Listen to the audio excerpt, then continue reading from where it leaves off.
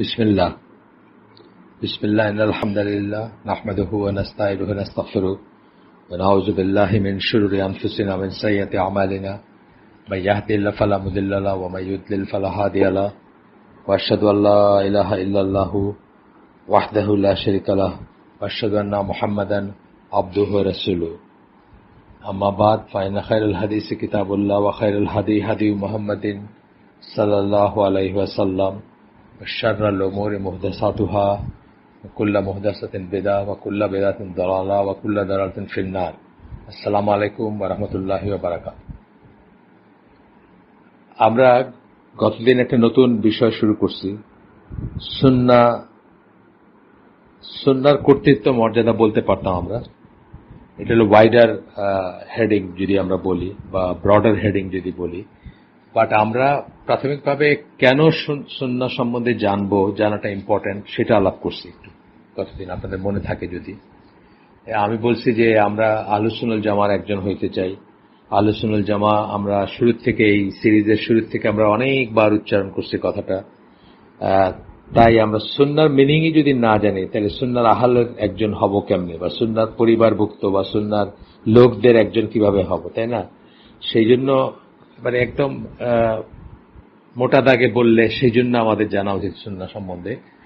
আর এছাড়া আমরা বলছিলাম গতদিন কয়েকটা পয়েন্ট বলছিলাম যে কোরআনের বিপরীতে সুন্নাহর অবস্থান কি, তারপরে সুন্নাহ মানুষ বা মুসলিমরা সুন্নাহ অনুসরণ করতে বাধ্য না, এই ধরনের কথা শোনা যায়। কোরআনের বিপরীতে সুন্নাহর অবস্থান কি সেটা নিয়ে অনেক রকম ভুল বোঝাবুঝি দেখা যায়। তারপরে আধুনিক পশ্চিমের সাথে সঙ্গতিপূর্ণ করতে গিয়ে সুন্নাহকে টুইস্ট করা বা সুন্নাহকে অবহেলা করা অথবা অস্বীকার করার প্রবণতা দেখা যায়। আর অরিয়েন্টালিস্ট যারা বা মিশনারি তারা যে সুন্নাহর উপরে তাদের যে অনস্লট বা যেভাবে তারা সুন্নাহকে আক্রমণ করে বা হেয় প্রতিপন্ন করে, সেটাকে কিভাবে মোকাবেলা করতে হবে সেই জন্য জানা দরকার। মানে এই সমস্ত কারণে সুন্নাহ সম্বন্ধে জানাটা এত ইম্পর্টেন্ট। আচ্ছা, এছাড়া আমরা যা পড়বো এখন বা করব, সেখানে বা যে বিষয়গুলো পড়বো সেখানে আরো কিছু গুরুত্বপূর্ণ ভূমিকা আমাদের এই জ্ঞান আরো কিছু গুরুত্বপূর্ণ রোল প্লে করতে পারে বা ভূমিকা রাখতে পারে। প্রথমত হচ্ছে যে রাসূল সাল্লাল্লাহু আলাইহি ওয়াসাল্লামের সুন্নাহর গুরুত্ব এবং সেটার সাথে যে আপনি লেগে থাকবেন, এটা আপনাকে মনে করাই দিতে পারে। আমরা যদি অনওয়ার্ড যে আলোচনাটা করব, তখন আপনি দেখবেন এটা কত ইম্পর্টেন্ট এটা সুন্নাহর সাথে লেগে থাকা বা সুন্নাহর করা। একটা ছোট থেকে ছোট, বড় থেকে বড় সুন্নাহ বলতে, বিশেষ করে যখন ইবাদার কথা আমি বলতেছি, সুন্নাহ আমরা পরে দেখব যে সুন্নাহর দুইটা ভাগ আছে, একটা হচ্ছে ইবাদতের সুন্নাহ, একটা হচ্ছে আদতের সুন্নাহ। বিশেষ করে ইবাদতের সুন্নাহ ইবাদতের সুন্নাহ বলতে যা কিছুতে সওয়াবের কথা বলা হয়েছে, ফজিলতের কথা বলা হয়েছে, অথবা না করলে গুনার কথা বলা হয়েছে, সেই জন্য সমস্ত কাজগুলো চলে আসবে এর ভিতরে, ইবাদতের সুন্নাহর ভিতরে চলে আসবে। আর আদতের সুন্নাহ, আমরা প্রসঙ্গ যখন আসলে একটু বলে নেই। আদতের সুন্নাহ হচ্ছে যে আদতের সুন্নাহ বেসিক্যালি ইবাদতের বা সওয়াবের কাজ না, কিন্তু তবুও আপনার একটা সওয়াব হবে। সেটা হচ্ছে যে রাসূল সাল্লাল্লাহু আলাইহি ওয়াসাল্লামকে অত্যন্ত ভালোবাসার এবং সবকিছুতে তার মতো হতে চাওয়ার যে একটা আছে, তাকে ভালোবেসে তার মতো হতে চাওয়ার যে একটা চেষ্টা, সেটার জন্য একটা সওয়াব আছে বা একটা রিওয়ার্ড থাকবে। কিন্তু এটা বেসিক্যালি ইবাদতের কাজ না। যেমন উনি খেজুর খাইতেন, অথবা বার্লি খাইতেন, অথবা গোশতের একটা পার্টিকুলার অংশ পছন্দ করতেন, অথবা এক ধরনের কাপড় পরতেন। এগুলাকে আপনি যদি তার মতো হতে চেয়ে, সবকিছুতে তার মতো হতে চেয়ে, আব্দুল্লাহ ইবনে ওমর যেরকম রাসূল সাল্লাল্লাহু আলাইহি ওয়াসাল্লাম যেখানে পা রাখতেন, পিছনে হাঁটতে গেলে সেই জায়গায় স্টেপ দিতে চেষ্টা করতেন, out of love, out of ভালোবাসা রাসূল সাল্লাল্লাহু আলাইহি ওয়াসাল্লামের জন্য। আপনিও যদি সেরকম করে আদতগুলাকেও আত্মীকরণ করতে চান বা করেন, তাহলে আপনি তাকে ভালোবাসার যে সওয়াব সেটা পাবেন। কিন্তু সেটা অ্যাক্ট অফ ওয়ার্শিপ না। আর সেটা যদি না করেন আপনি, তাহলে আপনার কোনো গুনাহ নাই, কারণ এটাও অ্যাক্ট অফ ওয়ার্শিপ না। তাকে এইভাবে আদতে ফলো করাটা ইবাদতের কাজ না। আচ্ছা, তো যাই হোক, আমরা যদি সুন্নাহ নিয়ে পড়াশোনা করি, তাহলে আমরা এটার গুরুত্বটা অনুধাবন করব। এবং কিছু কিছু সুন্নাহ বা অনেক সুন্নাহ যেটা পালন করার বাধ্যবাধকতা নাই, সেই ধরনের সুন্নাহ আমরা দেখব যে কিছু সুন্নাহ পালন করার বাধ্যবাধকতা আছে আমাদের, যেগুলো আদেশ করছেন আল্লাহ রাসূল। ঠিক আছে, যেমন বলছেন দাড়ি রাখতে, কথা আগের দিন বলছেন দাড়ি রাখতে আদেশ করছেন। সুতরাং এটা স্ট্যাটাসটা যদিও সুন্নাহ, এটা বা সুন্নাত থেকে আসছে বা হাদিস থেকে আসছে বা তার কথা থেকে আসছে, কিন্তু এটা স্ট্যাটাসটা হচ্ছে ফরজ বা ওয়াজিবের স্ট্যাটাস। আহলুস সুন্নাহ ওয়াল জামা তাই মনে করে। আহলুস সুন্নাহ ওয়াল জামা মনে করে যে দাড়ি রাখাটা ফরজ বা ওয়াজিব। আচ্ছা, এখানে আপনার তার আদেশ মেনে চলা, এমনিতে যে কেউ সুন্নাহ পালন করার বাধ্যবাধকতা সম্বন্ধে সচেতন থাকলেও রাসূল সাল্লাল্লাহু আলাইহি ওয়াসাল্লামের আদেশ মেনে চলা ও তার উদাহরণ অনুসরণ করার ব্যাপারে আল্লাহ তার রাসূলকে দারুণ গুরুত্ব আরোপ করেছেন, তা কখনো ভুলে গিয়ে থাকতে পারে। হ্যাঁ, এটা যে কত গুরুত্বপূর্ণ আমাদের সমাজের দিকে তাকে যদি আমরা দেখি যে এটা আমরা ভুলে যাই, মনে থাকে না। আল্লাহ রাসূল যখন কিছু একটা নিয়ে কথা বলছেন, আমাদের আল্লাহ বা আল্লাহ রাসূল, তখন আমাদের আসলে কোনো মত থাকতে পারে না সেটা। উনি যখন বলছেন ডু ইট অথবা ডোন্ট ডু ইট, এটা নিয়ে আমাদের কোনো মতামত থাকতে পারে। অথচ ভেরি আনফরচুনেটলি আজকালকার দিনে আমরা দেখি যে আমরা এগুলা কি ঠিক না বেঠিক, এগুলা কি সায়েন্টিফিক না, এগুলা কি মঙ্গলজনক না অমঙ্গলজনক, এইসব নিয়ে পর্যন্ত আমরা কথাবার্তা শুরু করছি। এখন আমরা কথাবার্তা বলি, ইভেন মুসলিমরা বলে, হয়তো প্র্যাকটিসিং মুসলিমরা বলে না, কিন্তু মুসলিম নামধারীরা বলে। এবং আজকাল যারা দিনের কাজ করতেছেন, তাদের একটা প্রধান সময়, মানে প্রধান কি বলবো, মানে নিয়ামত, সময় সম্পদ শ্রম মেধা চলে যায় এইগুলাকে রিফিউট করার জন্য। এই যে মানুষের মনে তারা কাফেররা, মুশরিকরা, খ্রিস্টিয়ানরা, মিশনারিরা, ওয়েস্টার্নাররা, অরিয়েন্টালিস্টরা সন্দেহ ঢুকাই দিছে সুন্নাহ নিয়ে, বা সুন্নাহর অ্যাকশনগুলো নিয়ে সন্দেহ ঢুকাই দিছে যে এটা কি ঠিক নাকি, এটা কি মানে সায়েন্টিফিক নাকি, এটা কি আজও চলে নাকি, এটা কি এখনো পালন করা যায় নাকি বা করতে হবে নাকি। এই সমস্ত জিনিস যদি আমরা আমাদের জ্ঞান থাকতো বা আমরা সুন্নাহ নিয়ে লেখাপড়া করতাম, তাহলে অথবা আমাদের ইমানটা যদি সুসংহত থাকতো, তাহলে আমরা এগুলো নিয়ে কোনো সন্দেহ প্রকাশ করতাম না।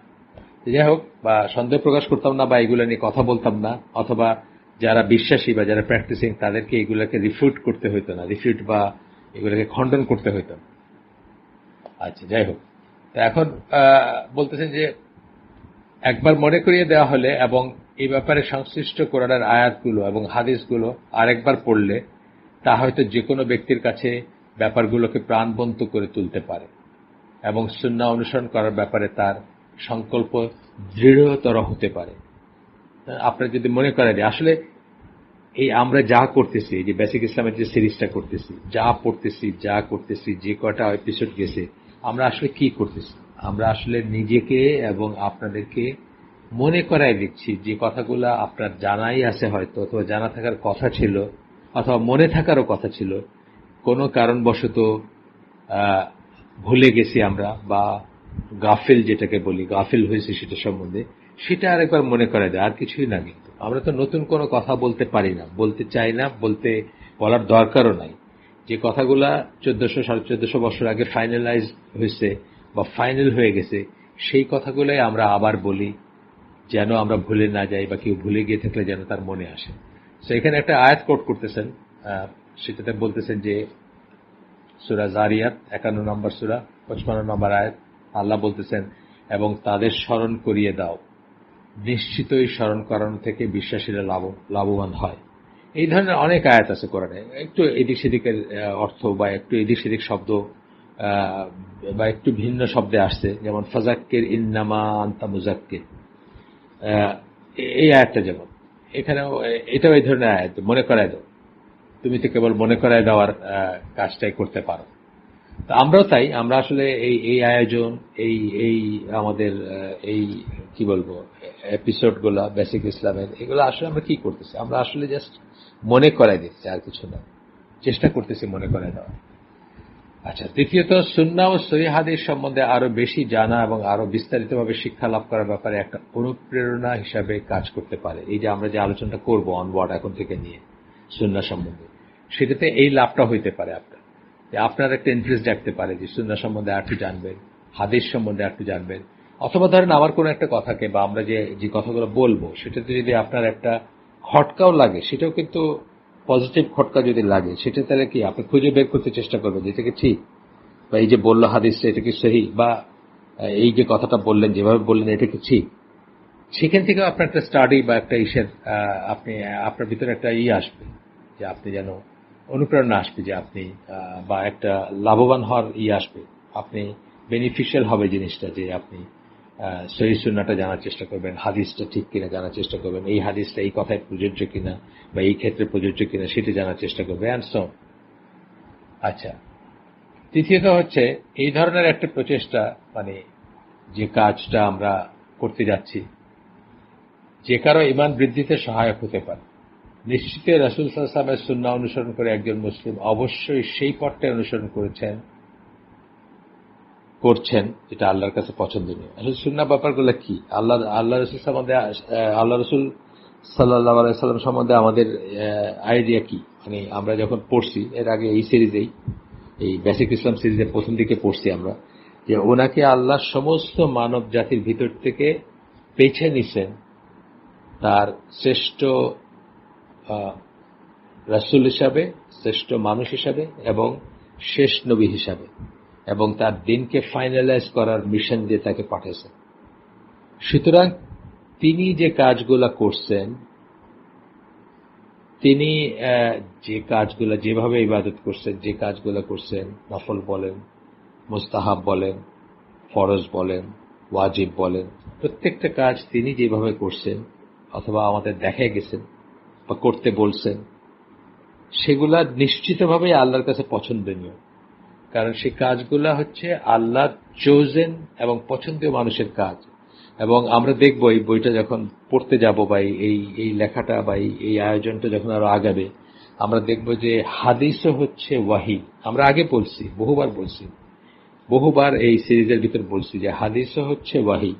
আল্লাহ রসুল যে আমাদেরকে ডু অ্যান্ড ডু নটস বলছেন দিনের ব্যাপারে যা কিছু, মানে আল্লাহ রসুলের লাইফটাকে আমরা দুই ভাগে ভাগ করি। নবী হিসাবে তার যে যে কথাগুলো বলছেন, কথা কাজ যা কিছু করছেন, সেটা তো অ্যাক্ট অফ ওয়ার্শিপের ভিতর পড়ে, বা আমাদের জন্য আইদার ফরজ অথবা ওয়াজিব অথবা মুস্তাহাব অথবা নফল একটা একটা একটা ক্যাটাগরিতে পড়ে, যেগুলা নবী হিসাবে যে আদেশ নিষেধ দিচ্ছেন, যে এইগুলা করছেন। আর এর বাইরেও তিনি সমাজের একজন মানুষ হিসাবে, একজন মেম্বার হিসেবে কতগুলো জিনিস বলছেন, যেটা আমাদের জন্য অ্যাক্ট অফ ওয়ার্শিপ না বা ইবাদত না, সেগুলা আমরা মানলেও পারি বা অনুসরণ করলেও পারি, না অনুসরণ করলেও পারি, বা সেগুলোর ব্যাপারে আমাদের চয়েস আছে।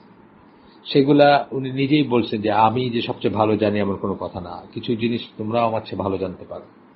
আমরা এই যুদ্ধের ক্ষেত্রে দেখছি, আমরা তাকে তাকে সাহাবীরা জিজ্ঞেস করছেন যে আপনি যে এখানে ক্যাম্প করার ডিসিশন নিলেন, এটা কি ওয়াহি, আল্লাহ ওয়াহিদ ভিত্তিক পাঠাইছেন আপনাকে, নাকি আপনার নিজের ডিসিশন? উনি বলছেন না না, এটা ওয়াহি না, এটা আমি নিজেই বলতেছি। তখন বলছেন যে তাইলে আমরা মনে করি যে এখানে না হয় ওইখানে গেলে ভালো হয়। তখন উনি তাদের সাজেশনটা মেনে নিছেন। এইখানে তো বোঝার ব্যাপার আছে, চিন্তার ব্যাপার আছে, ঠিক আছে। যাই হোক, এখন বুঝতে হবে যে যে রাসূলের সুন্নাহ, যেগুলো সুন্নাহ যখন আমরা বলতেছি, তখন কিন্তু আমরা এখানে ইন জেনারেল ইবাদতের সুন্নাহটাই বলতেছি।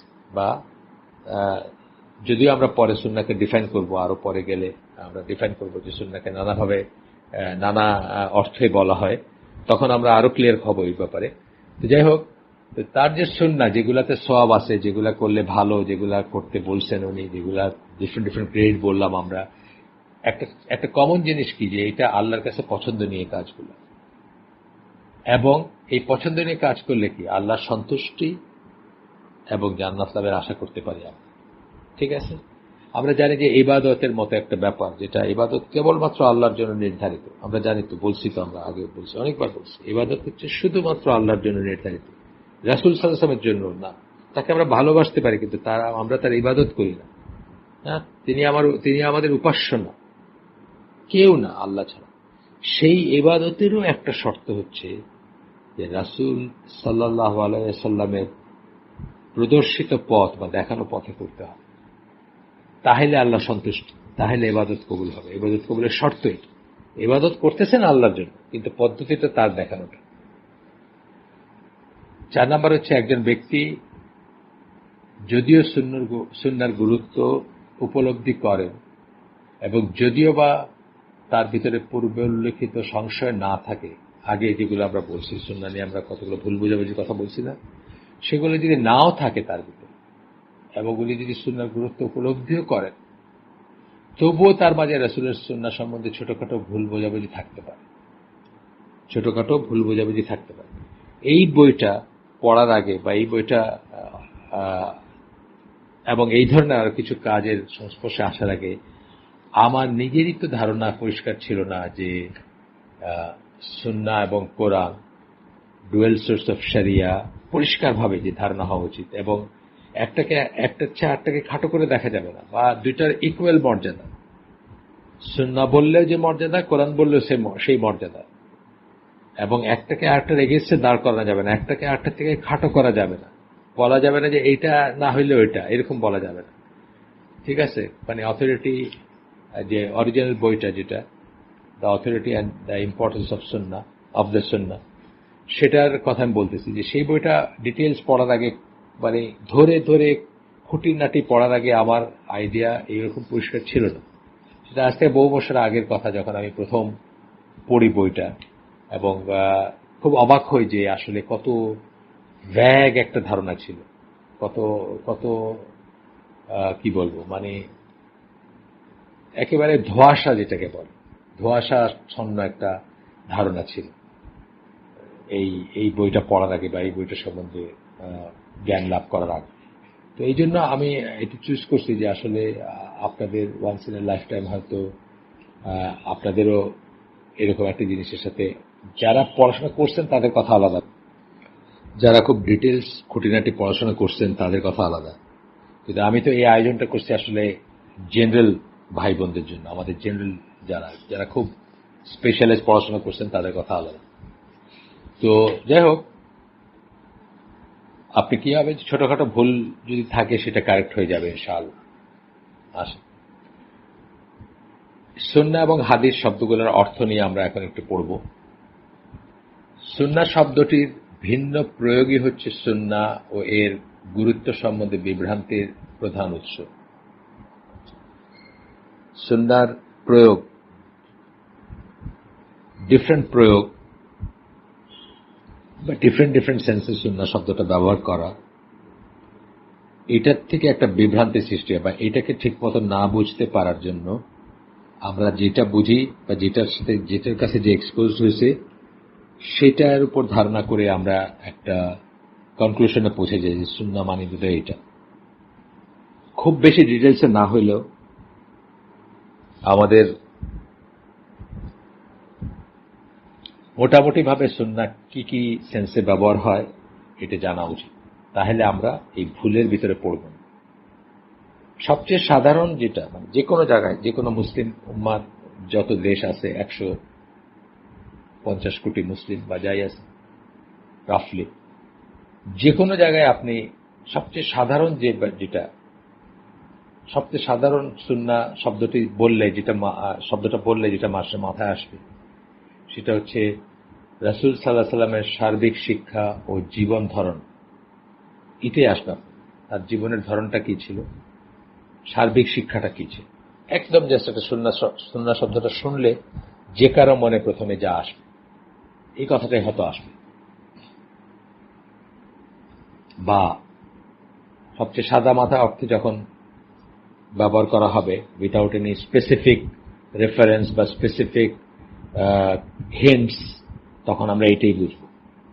আচ্ছা, এরপরে আমরা দেখব যে আকীদা, ফিকহ, উসুল ফিকহ এবং হাদিসের স্কলাররা যখন এটা ব্যবহার করেন তখন এটার মিনিংটা চেঞ্জ হয়ে যায়। তখন ওই জেনারেলটার সাথে এটার পার্থক্য করতে হবে। প্রথমে যেটা বললাম যে রাসূল সাল্লাল্লাহু আলাইহি ওয়াসাল্লামের সার্বিক শিক্ষা ও জীবনের ধরনকে বোঝানো হয়। যখন এইভাবে কথা বলবেন কেউ, যখন সাধারণভাবে সুন্নাহটা যেই অর্থে ব্যবহার করা হয়, আর যখন আকীদা, ফিক, উসুল ফিক বা হাদিসের স্কলাররা সুন্নাহ শব্দটা ব্যবহার করবেন, তখন কিন্তু তার অর্থটা চেঞ্জ হয়ে যাবে এবং এক একজনের ব্যবহারের উপর বা কে ব্যবহার করতেছেন তার উপর ডিপেন্ড করবে সুন্নাহর মিনিংটা কি হবে। আচ্ছা, আবিধানিক অর্থটা আমরা একটু দেখি। এডওয়ার্ড উইলিয়াম লেন 1876 সালে মারা গেছে, ব্রিটিশ ছিলেন এবং উনি প্রথম সুসংহত বা ওয়েল ডিফাইন্ড একটা ইংলিশ অ্যারাবিক ডিকশনারি প্রণয়ন করেন, যেটা বই হিসাবে প্রকাশিত হয়েছে আরো পরে বা আমাদের কাছে ব্যবহারযোগ্য ইসে আরো পরে আমরা পাইছি বা কিন্তু তার জীবদ্দশায় তিনি এই কাজটা করে যান। বই হিসাবে বলতেছে মডার্ন ডেজ বই, যেটা সেটা আরো পরে আসছে, এক এক সময় এক একটা আসছে, মানে এডিশন আসছে বা আসছে। ইংলিশ ইসলামিক টেক্সট সোসাইটি তাদের প্রকাশিত 1984 সালে একটা আছে, যেখান থেকে এই লেখক আপনার দিচ্ছেন, কি বলে, রেফারেন্স দিচ্ছেন বা করছেন। সেখানে বলা হচ্ছে সুন্নাহ শব্দটির বহুবচন প্রথমে বলা হচ্ছে। সুন্নাহর বহুবচন হচ্ছে সুনান। আমরা শুনি না সুনান তিরমিজি, সুনান আবু দাউদ, বহুবচন। আচ্ছা, আবিধানিক সংজ্ঞাটা আমরা পড়ি। ডিকশনারির সংজ্ঞাটা কি? কাজকর্মের বা আচরণের বা জীবনের একটা পথ, রাস্তা, নিয়ম বা রীতি। কাজকর্মের বা আচরণের বা জীবনের একটা পথ, রাস্তা, নিয়ম বা নীতি। সুন্নাহ বলতে এটা বুঝি আমরা বা বোঝানো হয়, এটা ডিকশনারি অর্থ। এটা ভালো হতে পারে, খারাপও হতে পারে, অনুমোদিত হইতে পারে, অননুমোদিত হইতে পারে। এটা কিন্তু আমরা ডিকশনারির অর্থ পড়তেছি, তারপরে আমরা পরিভাষা ইসলামিক অর্থটা পরে দেখবো, আগেও পড়ছি, আগেও ইসলামের জেনারেল অর্থটা পড়ছি, আর পরে স্পেসিফিক অর্থগুলো পড়বো ইনশাআল্লাহ। কিন্তু এটা আমরা ডিকশনারির, আমরা সবসময় বলি যে কোনো একটা টার্মের একটা পারিভাষিক মানে একটা ডিকশনারির অর্থ হইতে পারে, একটা পারিভাষিক অর্থ হইতে পারে, দুটো আলাদা হইতে পারে। যেমন আমরা উদাহরণ দেই যে বিদাতের ডিকশনারির অর্থ হচ্ছে যে কোনো উদ্ভাবন। প্রথম যিনি ফ্যানটা বানাইছেন সেটাও একটা বিদাত ছিল, একটা উদ্ভাবন ছিল। কিন্তু যখন এটা পজিটিভ হইতে পারে, এটা নেগেটিভ হইতে পারে ডিকশনারির কথা যখন আসবে। কিন্তু যখন আমরা দিনের ব্যাপারে আসবো তখন বিদাত মানে অতি অবশ্যই নেগেটিভ এবং অতি অবশ্যই পরিত্যাজ্য। দিনের ব্যাপারে নতুন কিছু যে উদ্ভাবন করলো, যেটা রাসূলের জীবন দশায় ছিল না, বা যেদিন রাসূল বলছেন বা আল্লাহ বলছেন যে দিনকে পরিপূর্ণ করে দিলেন, সেদিন যেটা অস্তিত্বে ছিল না, বা সেদিন যেটার অন্তত উৎসটা অস্তিত্বে ছিল না, সেই রকমের জিনিস যখন কেউ নতুন, যেমন মিলাদ, 40 দিন যেগুলো আমরা করি আমাদের দেশে, সেটা সবসময় নিন্দনীয় এবং সবসময় খারাপ এবং সবসময় পরিত্যাজ্য। আমাদের এডওয়ার্ড উইলিয়াম লেনের ডেফিনেশনটা এখনো শেষ হয়নি, ডিকশনারির ডেফিনেশন।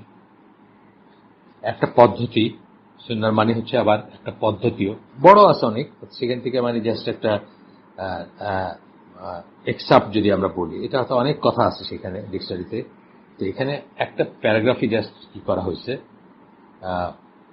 আপনার যেটা বললাম, আমি নাম করলাম যে Arabic English lexicon, Edward William লেনের, ইংল্যান্ডের ক্যামব্রিজের Islamic text society, Islamic text society 1984 সালের একটা পাবলিকেশন। সেটার 1 নম্বর ভলিউমের 1438 পৃষ্ঠা থেকে এই ডেফিনেশনটা দেওয়া হচ্ছে। একটা পদ্ধতি, সুন্নাহ বলতে একটা পদ্ধতি বোঝাতে পারি আমরা, যা পূর্ববর্তী প্রজন্মের লোকদের দ্বারা প্রতিষ্ঠিত হয়েছে বা তারা যা প্রতিষ্ঠিত করতে চেয়েছে বা তারা যে রেখে গেছে, সোজা বাংলায় বললে তারা যা রেখে গেছে। আমাদের দেশে অনেক জিনিস আছে না যে আগের প্রজন্মের লোকরা রেখে গেছে, হ্যাঁ, করে আসতেছে, ভালো খারাপ সেটা বিচার্য না, করে আসতেছে, এরকম অনেক জিনিস আছে। যেমন ধরেন একটা উদাহরণ দিচ্ছি যে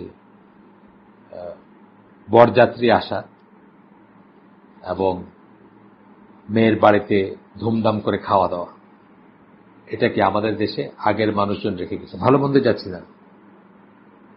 এটা আপনি বলতে পারতেন ডিকশনারিগতভাবে যে এটা একটা সুন্নাহ, আগের প্রজন্মের মানুষরা আমাদের জন্য রেখে গেছে। আবার পড়ি, এটা একটা পদ্ধতি যা পূর্ববর্তী প্রজন্মের লোকদের দ্বারা প্রতিষ্ঠিত হয়েছে বা তারা যা প্রতিষ্ঠিত করতে চেয়েছে এবং পরবর্তী প্রজন্মের লোকেরা যা করার চেষ্টা করেছে। বোঝা গেল? তাহলে আমরা পুরাটা একবার এনে গো পড়ি। আমি তো ভেঙে ভেঙে পড়ছি আগেরবার, আরেকবার পড়ি, যেনটা দরকার আছে আপনাদের। সেই জন্য কাজকর্মের বা আচরণের বা জীবনের একটা পথ, রাস্তা, নিয়ম বা রীতি, ভালো বা খারাপ যাই হোক, অনুমোদিত অথবা অননুমোদিত যাই হোক, একটা পদ্ধতি পূর্ববর্তী প্রজন্মের লোকদের দ্বারা প্রতিষ্ঠিত হয়েছে বা তারা যা প্রতিষ্ঠা করতে চেয়েছে এবং পরবর্তী প্রজন্মের লোকেরা যা করার চেষ্টা করেছে। এটা গেল ডিকশনারি। রাসূল সাল্লাল্লাহু আলাইহি ওয়াসাল্লামের বক্তব্যের শব্দটি আবেদনিক ব্যবহার দেখতে পাওয়া যায়।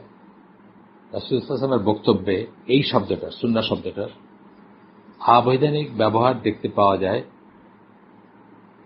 আসলে নিম্নলিখিত, এখানে একটা আমরা দেব, হাদিসটিতে সুন্নাহ শব্দটি তার আবেদনিক অর্থে ব্যবহৃত হয়েছে। মানে আবেদনিক অর্থতে যে আমরা বললাম, এখন একটা বললাম না যে আবেদনিক অর্থ, এতক্ষণ ধরে যেটা পড়লাম, সেটার ব্যবহারও আল্লাহ রসুল করছেন, সেই হিসাবেও আল্লাহ রসুল এটাকে ব্যবহার করছেন। ইসলামী পরিভাষার অর্থ ছাড়াও ব্যবহার করছেন, বা আপনিও করতে পারেন, প্রোভাইডেড আপনি পরিষ্কারভাবে জানেন বা যাকে বলতেছেন উনি জানেন যে আপনি কি মিন করতেছেন। হাদিসটা আমরা পড়ব। জাবির বিন আব্দুল্লাহর বর্ণনায় আসছে হাদিসটা। এটা আপনারা জানেন, সবাই জানেন, আমার মনে হয় সবাই জানেন, খুব ওয়াইডলি কোটেড হাদিস। বেদিনদের একটা দল আসছিল আল্লাহ রসুল সাল্লাল্লাহু আলাইহি ওয়াসাল্লামের কাছে, যারা খুব গরিব ছিল, পশমি বস্ত্র পরিহিত। পশমি বস্ত্র পরিহিত মানে উলেন ক্লোথ, মানে মোটা কাপড় পরা, সোজা কথা। রাসূল তাদের দুর্দশাগ্রস্ত অবস্থা ও তারা যে অভাবতাড়িত সেই ব্যাপারটা খেয়াল করলেন।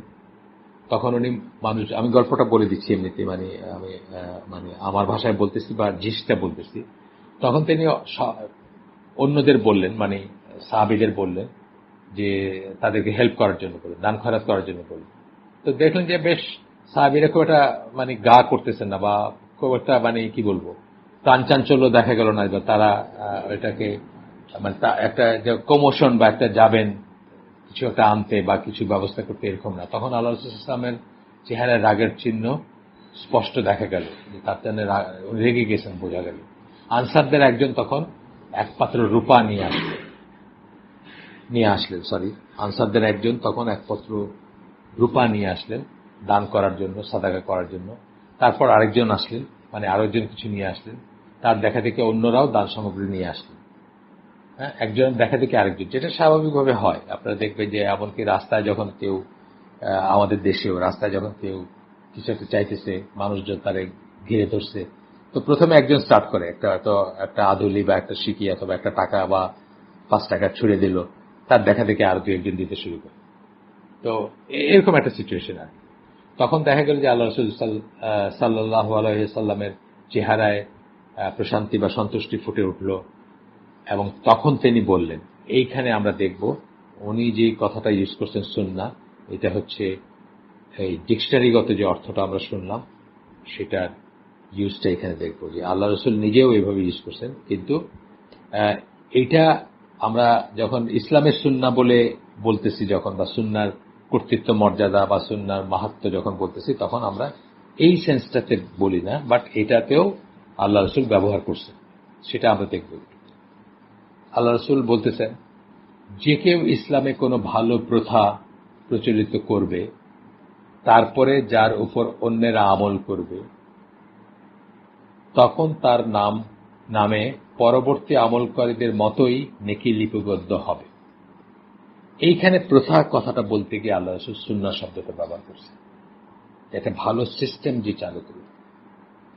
শুধুমাত্র যদি আমি বলি যে প্রথা, সিস্টেম, তাহলে কিন্তু আপনার বোঝায় না, কোন রিলিজিয়াস কাজ হইতে এমন কোনো কথা নেই। তো ওই ডিকশনারিতে যেটা বোঝানো হয়েছে সেইভাবে প্রথা হিসাবে আল্লাহ রাসূল শব্দটা ব্যবহার করছে। যদিও সাদাকাটা হচ্ছে অ্যাক্ট অফ ওয়ারশিপ, কিন্তু প্রথা কথাটার ভিতরে অ্যাক্ট অফ ওয়ারশিপের ইটা নাই, সেটা বলতেছে, বা ইবাদতের কাজ কথাটা নাই।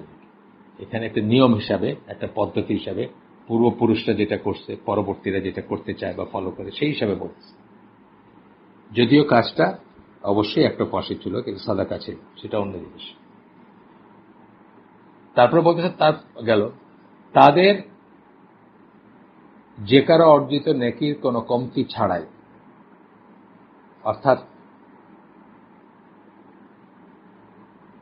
যারা পরে করতেছে তাদের নেকির কোনো কমতি হবে না, কিন্তু আগে যারা পথটা দেখা গেছে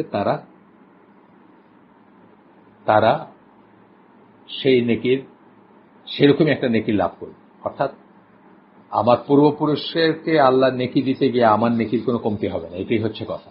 আমার পূর্বপুরুষ একটা ভালো কাজ চালু করে গেছেন, আমি সেই ভালো কাজটা করতেছি, এবং সেই ভালো কাজটা করতে গিয়ে মানে আমার যত নেকি হবে সেই পরিমাণ নেকি তারাও পাবেন, কিন্তু তাতে আমার নেকির কোনো কমতি হবে না, সেটাই বলতেছে। আচ্ছা, আর যে কেউ যদি ইসলামে কোনো মন্দ প্রথার প্রচলন করে, আবার সুন্নাহ ব্যবহার করছেন আল্লাহ রাসূল হাদিসে, এবং তারপর যদি লোকেরা সেটার উপর আমল করে, তবে তার নামেও আমলকারীর সমান পরিমাণ গুনাহ লিপিবদ্ধ হবে, তাদের দুজনের কৃতকর্মের গুনার কোনো কমতি ছাড়াই। ওই মানে একজনের গুনাহ হইল দেখে আরেকজনের গুনার শেয়ার কমে যাবে তা না, দুজনেরই গুনাহ হবে, এবং কারো গুনাহ কেউ শেয়ার করবে না, একেবারে আলাদাভাবেও তার গুনাহ হবে। মানে আমি একটা গুনার কাজ করলাম, বিকজ আমার পূর্বপুরুষ এটাকে বলে গেছেন, করে গেছেন, বা দেখায় গেছেন, আমার যখন গুনাহ হচ্ছে তারও গুনাহ হবে। এটা খুব ভয়ঙ্কর একটা হাদিস, কিন্তু আসলে খুব ভয়ঙ্কর একটা হাদিস। আপনি মৃত্যুর সময় হয়তো ভালোই একটা নেকির কি বলবো, নেকির সঞ্চয় বা নেকির অর্জন নিয়ে আপনি মৃত্যুবরণ করলেন, কিন্তু পৃথিবীতে আপনি একটা খারাপ সন্তান রেখে গেলেন, অথবা একটা খারাপ কাজ রেখে গেলেন, যেটা অনেক দিন ধরে চললো বা আর অনেকেই করলো। আপনার সেই নেকি গুনার কাজ রেখে গেলেন, খারাপ কাজ রেখে গেলেন, আপনার সেই গুনার কাজ, তারা যখন সেই গুনার কাজটা করবে, প্রত্যেকটার সাথে আপনার উপরে গুনাহ আসবে বা আপনার অ্যাকাউন্টে গুনাহ আসবে, এবং দেখা গেল সেইটা কাটাকাটি হইতে হইতে আপনার সমস্ত নেকি চলে গেল, বরং আপনি জাহান্নামে হলেন, এটা হইতে পারে। এই জন্য খুব ভয়ঙ্কর একটা হাদিস এটা আমাদের জন্য। প্রত্যেকটা কাজ, প্রত্যেকটা কথায় আমরা খেয়াল করব যে আমরা কি কোনো বিদআত, কোনো খারাপ কিছু, যেটা আল্লাহর দৃষ্টিতে খারাপ, সেরকম কিছু আমাদের সন্তানদের জন্য, পরবর্তী প্রজন্মের জন্য বা দুনিয়ার মানুষের জন্য রেখে যাচ্ছে কিনা। একটা সিনেমা বানায় গেলাম, যত মানুষ দেখবে, যতদিন দেখবে, সেটার গুনাহটা আমার আমলে যুক্ত হবে, বা আমার হিসাবে যুক্ত হবে, আমার গুনাহ হিসাবে যুক্ত হবে। এরকম কত কিছু আমরা করি না। একটা খারাপ সন্তান রেখে যাওয়া, একটা খারাপ কাজ রেখে যাওয়া, একটা খারাপ বই লিখে যাওয়া, একটা খারাপ উদাহরণ করে দেওয়া। আমি খুব পপুলার মানুষ, আমাকে দেখলে মানুষ ইমিটেট করতে চায়। আমি একটা খারাপ কাজ দিলাম, সবাই সে খারাপ কাজটা ইমিটেট করতে শুরু করলো। আছে না, মানে আমাদের দুনিয়াতেও আসলে আমরা তো সবসময় মানে খারাপ জিনিসের ইমিটেশনটাই বেশি করা হয়। অ্যাকচুয়ালি ভালো জিনিসের ইমিটেশন কয়জন করে? আমরা যখন ওয়েস্ট যাই, পশ্চিমা দেশে যাই, আমরা কি নিয়ে আসি ওইখান থেকে? খারাপ অভ্যাস, খারাপ খারাপ ধ্যান ধারণা সেগুলোকে বাড়িতে নিয়ে আসে, ভালোগুলা কয়জন খুঁজে খুঁজে আনে বলেন। যাই হোক, হাদিসটা এখানে শেষ। এটা ছিল মুসলিমের হাদিস, সহিহ মুসলিমের হাদিস। বিভিন্ন শ্রেণীর স্কলাররা সুন্নাহর যেসব সংজ্ঞা দিয়েছেন সেই আলোচনায় যাওয়ার আগে একটা বিষয় খেয়াল করা উচিত যে কোরআনের সুন্নাহ, সুন্নাত আল্লাহ, কোরআনের সুন্নাত আল্লাহ কথাটা আল্লাহ ইউজ করছেন, বা আল্লাহর নিয়ম সম্বন্ধে আল্লাহ বলছেন, এটা আমাদের খেয়াল করা উচিত। এটার সাথে আবার আমরা এটাকে কনফিউজ করব না। যেমন একটু উদাহরণ দিচ্ছি, যে এই যে রাতের পরে দিন, দিনের পরে রাত আসতেছে, এটা কিন্তু সুন্নাত আল্লাহ, আল্লাহর বেঁধে দেওয়া একটা নিয়ম, তাই না? এটা কিয়ামত পর্যন্ত চলবে। আল্লাহ যেদিন অর্ডার করবেন সেটা এটা ভেঙে দিবেন, বা এই নিয়মটাকে পরিবর্তন করে দিবেন বা হরণ করবেন। কিন্তু এটা একটা উপরে কিছু ছুঁড়ে মারলে মাটিতে পড়বে এসে, এটাও আল্লাহর সুন্নাত, আল্লাহ নিয়ম করে দিয়েছেন, গ্র্যাভিটেশন আছে সেই জন্য আসবে। এইভাবে পৃথিবী বা মহাবিশ্বের অসংখ্য অসীম নিয়ম বেঁধে দিয়েছেন আল্লাহ, অসীম সংখ্যক, কেউ জানেও না আসলে কত সংখ্যক নিয়ম বেঁধে দিয়েছেন আল্লাহ, এবং মহাবিশ্বটা সেই জন্যই চলতেছে বা ফাংশনিং। এই সব কিছু সুন্নাত আল্লাহর ভিতরে আসবে। যাই হোক, এখানে দুইটা আয়াতের কথা বলতেছেন, তিনটা আয়াত অ্যাকচুয়ালি। সূরা আহজাব 33 নম্বর সূরা 62 নম্বর আয়াত, সূরা ফাতহ 48 নম্বর সূরা 23 নম্বর আয়াত, সূরা আল ইসরা 17 নম্বর সূরা 77 নম্বর আয়াত। ইতিপূর্বে যারা অতিবাহিত হয়ে গিয়েছে তাদের ক্ষেত্রে এটাই ছিল আল্লাহর রীতি বা নিয়ম। এখানে আল্লাহ সুন্নাত কথাটা ইউজ করতেছে, ঠিক আছে? আল্লাহর নীতি বা নিয়ম, এখানে আল্লাহ সুন্নাত কথাটা ইউজ করছে। আর তুমি আল্লাহর রীতিতে বা নিয়মে ব্র্যাকেটে কখনোই কোনো পরিবর্তন পাবে না। আল্লাহর সুন্নাহ বলতে এখানে তার সিদ্ধান্ত, আইন, আদেশসমূহ এবং নির্ধারণসমূহ বোঝানো হয়েছে, যেগুলো বদলায় না এবং যেগুলো সবসময় সকল জনগোষ্ঠীর উপর প্রযোজ্য। ভালো খারাপের এটাই বলছে, নির্ধারণটাই বলছে, এটা ভালো এটা খারাপ, এটা করলে এটা হবে, এটা করলে এটা হবে। আপনি অপচয় করলে আপনি সাফার করবেন, আপনি যদি বুঝে শুনে খরচ করেন তাহলে আপনার অভাব হবে না ইনশাআল্লাহ। এই থেকে শুরু করে যত কিছু আর বললাম, যেগুলো আমি ফিজিক্যাল ল বললাম না, দুইটা ফিজিক্যাল ল বললাম আপনাদের, যত কিছুই করছে নির্ধারণ, এগুলো কিন্তু আসলে এক ধরনের নির্ধারণ। আদেশসমূহ, সূর্যকে বলছেন এই করতে হবে, পৃথিবীকে বলছেন এইভাবে ঘুরতে হবে, সূর্যের চারিদিকে ঘুরতে হবে, সূর্যকে বলছেন আরেকভাবে মুভ করতে হবে। যা কিছু সবকিছু একটা নিয়মে চলতেছে না, সবকিছু এটার ভিতরে আসবে। যেমন পূর্ববর্তী ওই সমস্ত জনগণকে ধ্বংস করার সুন্নাহ, যারা কিনা অনবরত আল্লাহর ওহী অনুযায়ী জীবনযাপন করতে অস্বীকার করেছে। আগে যখনই একটা লিমিটের বেশি গেছে আল্লাহ তাদেরকে ধ্বংস করে দিয়েছে। আচ্ছা, গেল এটা।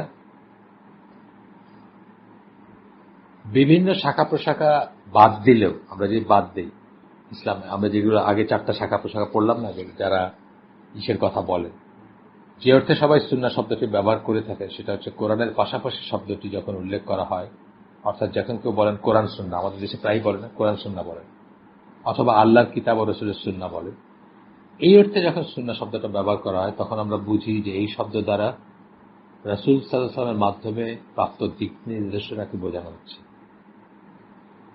বোঝানো হচ্ছে যে কোরআনের অতিরিক্ত যেসব দিক নির্দেশনা আল্লাহ রাসূল দিয়ে গেছেন, কোরআনের বাইরে বা কোরআনের নাই সেরকম দিয়ে গেছে, সেগুলাকে সাধারণভাবে বোঝানো হয়। মানে আরেকটা চেহারা বললেন, আরেকটা সাইড বললেন, যে আমরা অনেক সময় কোরআন সুন্নাহ কথাটা বলি, কোরআন সুন্নাহ কথাটা বলছি, এই যে কোরআন সুন্নাহ আসছে, কোরআন সুন্নাহ বহির্ভূত কাজ, তখন কি বলতেছি আমরা? কোরআন সুন্নাহ যখন বলতেছে তখন বলতেছে কোরআন এর বাইরে যে সমস্ত দিক নির্দেশনা, বিধিনিষেধ, আইন কানুন আল্লাহ রাসূল দিয়ে গেছেন, ডু নটস বলে গেছেন, এটা করলে ভালো হবে, ওইটা করলে খারাপ হবে, সব কিছু চলে আসবে এটার ভিতরে যখন আমরা এইভাবে বলি যে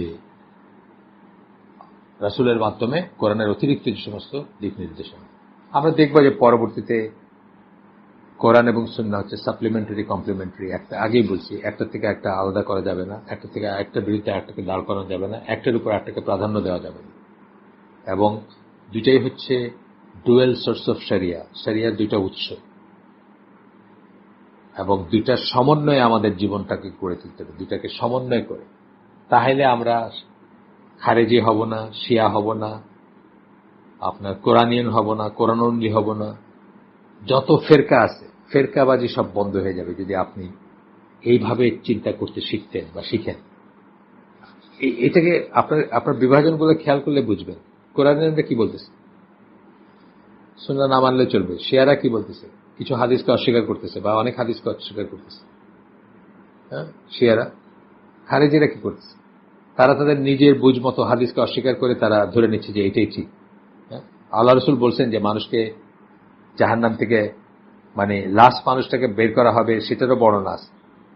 কয়লার মতো পুড়ে ছাই হয়ে গেছে, কয়লার রং হয়ে গেছে বা কালো হয়ে গেছে, তাকে বের করে তাকে পরিষ্কার করা হবে। খারেজিরা কি বলতেছে, একবার কেউ জাহান্নামে গেলে সে আর কোনোদিন বাইর হবে না।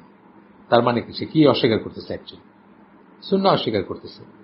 এইভাবে যত ফেরকা দেখবে, ফেরকার মেইন রিজন কিন্তু সুন্নাহকে টোটালি অথবা পার্শিয়ালি অস্বীকার করা, বিকৃত করা, টুইস্ট করা বা মন গড়া ভাবে কি করা। শিয়ারা যেমন ধরেন, একটা উদাহরণ দিচ্ছি, রাত পর্যন্ত রোজা রাখতে বলা হয়েছে কোরআনে।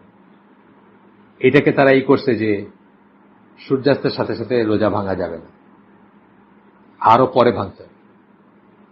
কেন এই ভুলের ভিতর পতিত হয়েছে তারা? আল্লাহ রসুল কি করছেন সেটা তারা কেয়ার করে নাই। আল্লাহ রসুল নিজে কি বলছেন সেই হাদিসগুলো তারা মানে নেই। আল্লাহ রসুল নিজে কি করছেন সেটাকে তারা পাত্তা দেয়নি। সেই জন্য কিন্তু তারা একটা ফেরকা। পাকিস্তানে গেলে, আমি বলছি আপনাদের আগে, পাকিস্তানের টিভিতে দেখতাম ফেরকায় জাফরিয়া, ফেরকায় জাফরিয়া বলতো তারা, মানে শিয়াদের বোঝাইতো। তাদের মোতাবেক আরেকটা ইফতার টাইমিং বলতো, যেটা 17-20 মিনিট পরে বা এরকম 17 থেকে 20 মিনিট পরে। তো এই হচ্ছে ব্যাপার যে আপনার সুন্নাহ না মানার জন্য, সুন্নাহ না জানার জন্য কিন্তু এত বিভক্তি এবং এত ফেরকা। এবং সেই কথাতে আবার ফিরে যাচ্ছি যে আল্লাহ রসুল যখন বলছেন যে একটা মাত্র জান্নাতে যাবে, সেটা কোনটা? কখনো বলছেন আল জামাত, কখনো বলছেন আমি এবং আমার সাহাবীরা যে পথের উপর আছে। তিনি কি করছেন কোনো ব্যাপারে, কোনো একটা পার্টিকুলার ব্যাপারে, সেটা জানাটা আমাদের জন্য খুবই জরুরি। এবং সেটা এবং কোরআন মিলেই আমাদের দিনটা সাপ্লিমেন্টারি কমপ্লিমেন্টারি। আমরা আমাদের আয়োজন আজকে এখানে শেষ করে দিই। সুবহানাকাল্লাহুম্মা ওয়া বিহামদিকা আশহাদু আল্লা ইলাহা ইল্লা আনতা আস্তাগফিরুকা ওয়া আতুবু ইলাইক। আমরা যে শুনলাম তার ভিতরে ভালো কিছু শুনে থেকে সমস্ত প্রশংসা আল্লাহর, খারাপ কিছু শুনে থেকে সমস্ত ব্যর্থতা আমার, এবং সেটা শয়তানের তরফ থেকে। আল্লাহ আমাদের তৌফিক দেন আমরা যা ভালো শুনলাম তার উপর আমল করার। আসসালামু আলাইকুম ওয়া রাহমাতুল্লাহি ওয়া বারাকাতুহু।